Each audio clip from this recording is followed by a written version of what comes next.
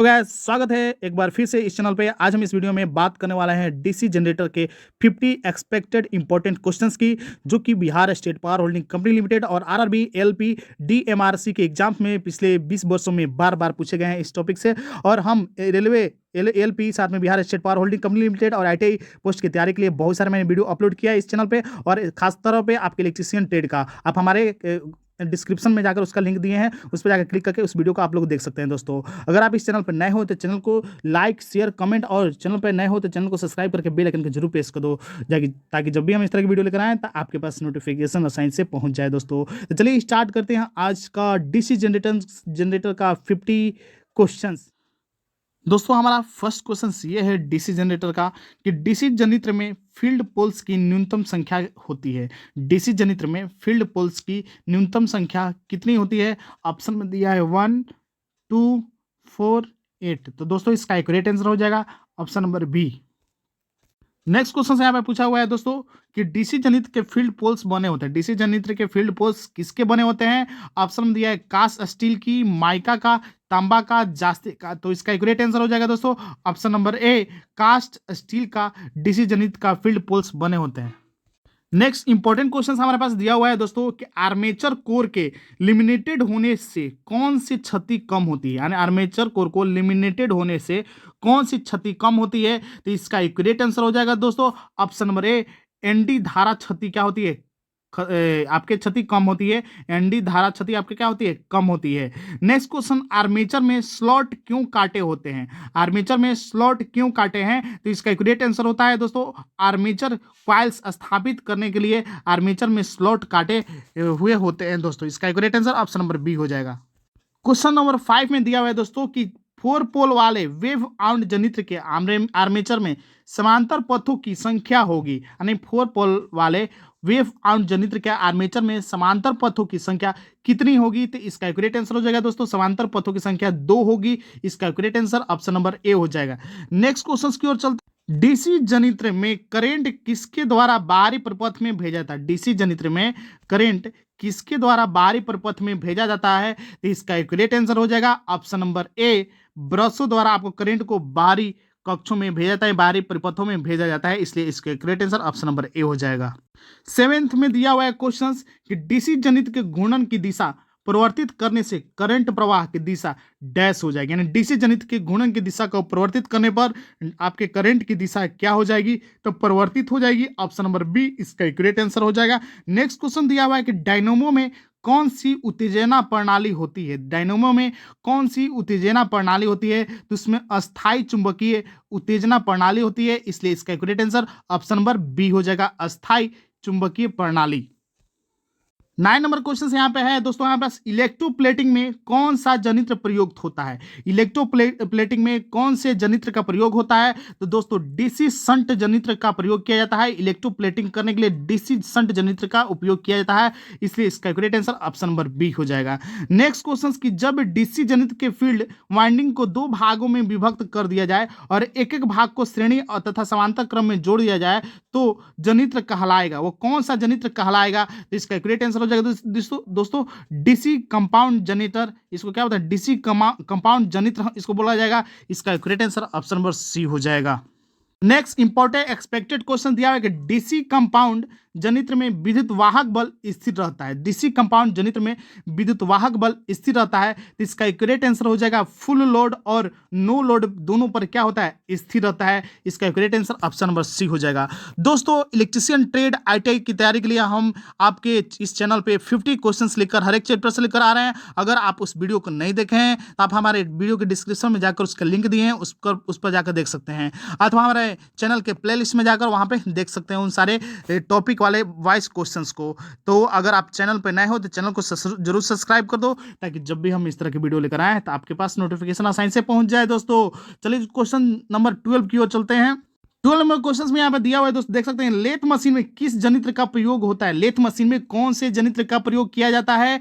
तो कम्युलेटेड कंपाउंड जनित्र का उपयोग किया जाता है। इसका ऑप्शन नंबर डी हो जाएगा एक्यूरेट आंसर। 13 नंबर क्वेश्चन में दोस्तों यहाँ पे दिया हुआ है कि चुंबकीय पदार्थ के बार बार चुंबकित तथा विचुंबकित होने में हुई विद्युत क्षति क्या कहलाती है? यानी 13 नंबर का क्वेश्चन में दिया है, चुंबकीय पदार्थ को बार बार चुंबकित और विचुंबकित होने में हुई विद्युत क्षति क्या कहलाती है? तो इसका एक्यूरेट आंसर हो जाएगा दोस्तों हिस्टोरेसिस क्षति इसको बोलते हैं। क्या बोलते हैं? हिस्टोरेसिस क्षति से बोलते हैं। इसका एक्यूरेट आंसर क्या हो जाएगा? ऑप्शन नंबर बी हो जाएगा। नेक्स्ट क्वेश्चन दिया है कि लौह क्षति, यांत्रिक क्षति और शंट फील्ड क्षति का मिश्रण को क्या कहते हैं? लौह क्षति, यांत्रिक क्षति, शंट फील्ड क्षति के मिश्रण को क्या कहते हैं? ऑप्शन के अनुसार आप लोग देख सकते हैं। इसका एक्यूरेट आंसर हो जाएगा दोस्तों नियत क्षति कहते हैं। इसका accurate answer option number B हो जाएगा। 50 नंबर क्वेश्चन में दोस्तों यहाँ पे दिया है कि फ्लेमिंग के दाएं हाथ के नियम के अनुसार प्रेरित विद्युत वाहक बल की दिशा इंगित करती है। फ्लेमिंग के दाएं हाथ के नियम के अनुसार प्रेरित विद्युत वाहक बल की दिशा कौन सी अंगुली आपको इंगित करती है? तो इसका एक्यूरेट आंसर हो जाएगा मध्यमा जो अंगुली है वो आपको क्या करती है? इंगित करती है। नेक्स्ट क्वेश्चन, निम्न में कौन सी विधि द्वारा डीसी जनरेटर में विद्युत वाहक बल प्रेरित होता है? तो निम्न में से कौन सी विधि द्वारा डीसी जनरेटर में विद्युत वाहक बल प्रेरित होता है? तो इसका एक्यूरेट आंसर हो जाएगा गतिज में क्या होता है? विद्युत वाहक बल क्या होता है? प्रेरित होता है। ऑप्शन नंबर बी इसका एक्यूरेट आंसर हो जाएगा। नेक्स्ट इंपॉर्टेंट क्वेश्चन है दोस्तों कि निम्न में किस सिद्धांत पर डीसी जनरेटर कार्य करता है? तो ये बहुत ही इंपॉर्टेंट और एक्सपेक्टेड क्वेश्चन है। तो ये किस सिद्धांत पर कार्य करता है? ये फैराडे के विद्युत चुंबकीय प्रेरण के नियम पर कार्य करता है। इसलिए इसका correct answer option number C हो जाएगा दोस्तों। इनमें से कौन से डीसी जनरेटर की मौलिक आवश्यकता है? तो कौन से डीसी जनरेटर की मौलिक आवश्यकता है? आर्मेचर, ये भी डीसी जनरेटर के लिए जरूरी है। चुंबकीय क्षेत्र, ये भी जरूरी है। कम्यूटेटर और ब्रश आदि ये भी जरूरी है। यानी ये सभी जरूरी है। इसलिए इसका correct answer option number D हो जाएगा। नेक्स्ट इंपॉर्टेंट क्वेश्चन जो बार बार रिपीट होता है कि ऊर्जा रूपांतरण का कौन सी कार्य डीसी जनरेटर द्वारा किया जाता है? ऊर्जा रूपांतरण का कौन सा कार्य डीसी जनरेटर द्वारा किया जाता है? तो इसका करेक्ट आंसर हो जाएगा यांत्रिक ऊर्जा को विद्युत ऊर्जा में परिवर्तित करता है। इसका correct answer option number C हो जाएगा।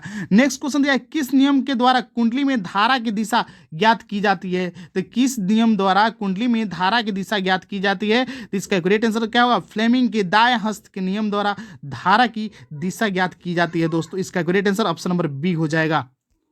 नेक्स्ट इंपॉर्टेंट क्वेश्चन यहाँ पे दिया गया है कि ढालवा लोहे का प्रयोग से जनरेटर का युग बनाया जाता है क्योंकि यह मशीनों के यांत्रिक सुरक्षा देता है। सही बात है। यह सस्ता होता है, यह भी सही बात है। यह चुंबकीय पथ को पूर्ण करता है, यह भी सही बात है। इसलिए इसका accurate answer option number D हो जाएगा दोस्तों। नेक्स्ट क्वेश्चन दिया है कि समानता आर्मेचर प्रतिरोध का मान होता है, यानी आर्मेचर के प्रतिरोध का मान कितना होता है? तो इसका एक्यूरेट आंसर हो जाएगा दोस्तों 1 ओम आर्मेचर का मान समानांतर होता है। इसलिए इसका accurate answer option number D हो जाएगा दोस्तों। 23 नंबर क्वेश्चन में दोस्तों यहाँ पे दिया है कि कौन सा अचालक पदार्थ कम्यूटेटर सेगमेंट के मध्य प्रयोग किया जाता है? कौन से अचालक पदार्थ कम्यूटेटर सेगमेंट के मध्य प्रयोग किया जाता है? तो इसका एक्यूरेट आंसर हो जाएगा ऑप्शन नंबर सी अभ्रक का उपयोग मध्य में आपके कम्यूटेटर में अभ्रक का यूज किया जाता है। बहुत ही इंपॉर्टेंट क्वेश्चंस जो कि आरआरबी के एग्जाम्स, एएलपी और साथ में बिहार स्टेट पावर होल्डिंग के एग्जाम्स में बार बार पूछे गए ये सारे क्वेश्चंस और बार बार पूछे जा सकते हैं। नेक्स्ट क्वेश्चन दोस्तों यहाँ पे दिया हुआ है कि डीसी जनित्र के कम्यूटेटर का कार्य क्या होता है? यानी डीसी जनित्र में जो आपके कम्यूटेटर लगे होते हैं उनका कार्य क्या होता है? कि एक दिशीय धारा में देने में सहायता करना, यानी एक दिशीय धारा देने में सहायता करना आपके कम्यूटेटर का काम है। इसलिए इसका accurate answer option number B हो जाएगा। नेक्स्ट क्वेश्चन दिया है कि प्राप्त धारा कैसी होगी अगर डीसी जनित्र के आर्मेचर को स्लिप रिंग्स से जोड़ा जाए? तो प्राप्त धारा कैसी होगी? तो अल्टरनेटिंग करंट होगा, एसी करंट होगा। इसका एक्यूरेट आंसर ऑप्शन नंबर ए हो जाएगा। बहुत ही इंपॉर्टेंट क्वेश्चंस। 26 नंबर में क्वेश्चन दिया है दोस्तों कि किस गुण के कारण ब्रश के लिए कार्बन प्रयुक्त होता है? तो किस गुण के कारण ब्रश के लिए कार्बन प्रयुक्त होता है? तो उनका तापमान गुणांक ऋणात्मक होता है, वे नर्म होते हैं, वह स्व लुब्रिकेटिंग होते हैं, उपरोक्त तीनों गुण होते हैं दोस्तों। इसका accurate answer option number D हो जाएगा। नेक्स्ट क्वेश्चन, धारा घनत्व कौन सा मान कार्बन ब्रशों के लिए प्रायोगिक है?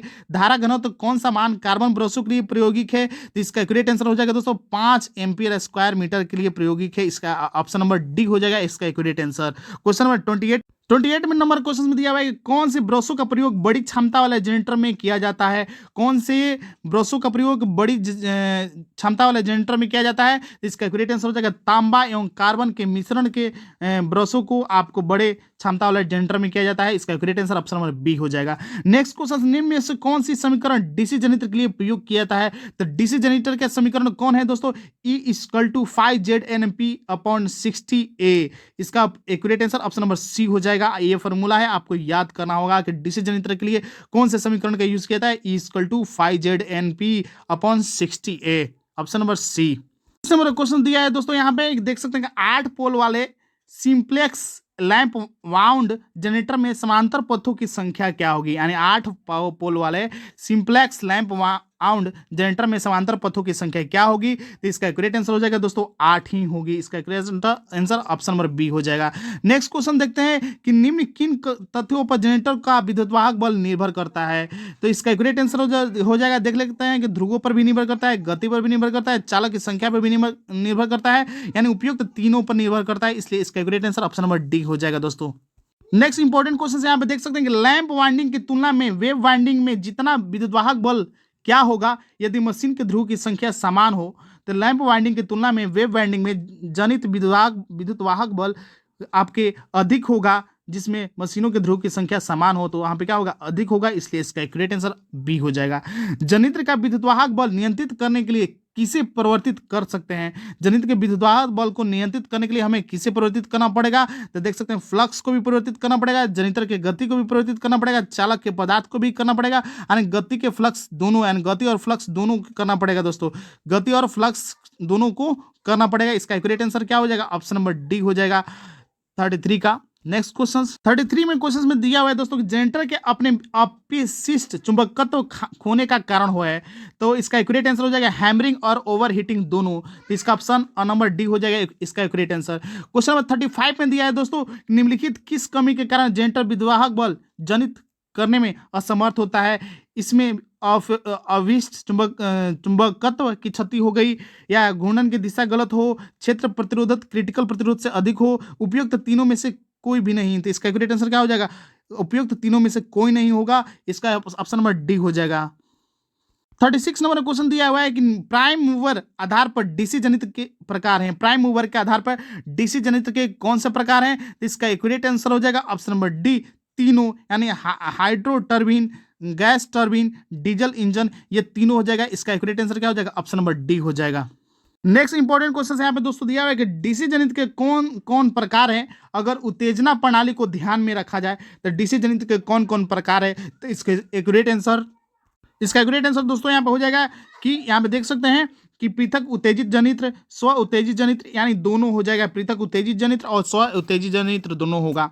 निम्नलिखित के किस कारण से किसी डीसी स्व उत्तेजित जनरेटर का अवशिष्ट चुंबकत्व समाप्त हो सकता है। तो इसका एक्यूरेट आंसर हो जाएगा दोस्तों ऑप्शन नंबर देख सकते हैं ओवरहीटिंग, भारी ओवरलोडिंग, जनरेटर के लंबे समय तक निष्प्रयोजन अवस्था में रखना, उपयुक्त दोस्तों तीनों हो जाएगा। इसका एक्यूरेट आंसर क्या हो जाएगा, उपयुक्त तीनों हो जाएगा।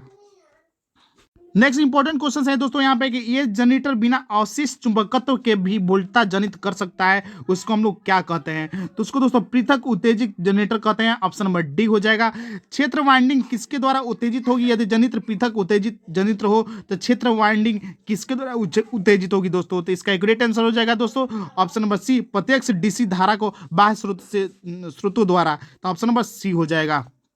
नेक्स्ट इंपॉर्टेंट क्वेश्चन दिया हुआ है यहाँ पे कि क्षेत्र वाइंडिंग किसके द्वारा उत्तेजित होगी। यदि जनित्र स्व उत्तेजित जनित्र हो तो क्षेत्र वाइंडिंग किसके द्वारा उत्तेजित होगी। तो इसका accurate answer option number C हो जाएगा, इसकी अपनी धारा द्वारा। Option number C. स्व उत्तेजित जनित्र का प्रकार है, तो स्व उत्तेजित जनित्र का कौन से प्रकार है। तो इसका आंसर क्या होगा, श्रेणी जनरेटर, शंट जनरेटर, मिश्रित जनरेटर, ये दोनों उपयुक्त सभी हो जाएगा। इसका accurate answer option number D हो जाएगा। दोस्तों नेक्स्ट पार्ट आपके नेक्स्ट वीडियो में लेकर आएंगे। अगर वीडियो पसंद आए तो वीडियो को लाइक करें, शेयर करें, कमेंट करें, और चैनल पर नए हो तो चैनल को सब्सक्राइब करके बेल आइकन को जरूर प्रेस कर दो। तो मिलते हैं नेक्स्ट वीडियो में। वंदे मातरम।